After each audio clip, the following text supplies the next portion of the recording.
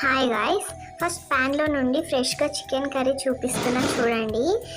ఎలా జ్యూసీగా మసాలా ఫుల్గా కోట్ అయ్యిందో సూపర్గా ఉంటుంది. నాకైతే ఆ లెగ్ పీస్ మీద కన్నుంది, దాన్ని తినేయాలి ఫస్ట్.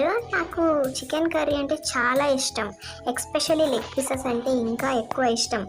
ఇవాళ మా అమ్మమ్మ వచ్చింది, అందుకే లెగ్ పీస్ తెచ్చాను. కానీ ఆ 2 లెగ్ పీసెస్ నేను వేసుకుని కుమ్మేసా. కుకింగ్ అయిపోయాక స్మెల్ అయితే నెక్స్ట్ లెవెల్లో ఉంది. ఇంకా వెయిట్ చేయలేకుండా నేను ఆల్రెడీ ఒక లెగ్ పీస్ టేస్ట్ చేసా. ఆనెస్ట్లీ చెప్పాలంటే చాలా జ్యూసీగా సాఫ్ట్గా ఉంది, ఫుల్గా మసాలాలో సోక్ అయింది. నెక్స్ట్ ప్లేట్లో సర్వ్ చేశాను. హాట్ రైస్ పైన చికెన్ కర్రీ వేశాను, పక్కన కొంచెం ఆనియన్ కూడా యాడ్ చేశాను. సింపుల్గా ఉంది కానీ టేస్ట్ మాత్రం అల్టిమేట్. ఇలాంటి హోమ్ స్టైల్ ఫుడ్కి మ్యాచ్ అయ్యేది వేరే ఏది లేదు. నాకైతే ఈ కాంబో అంటే చాలా ఇష్టం.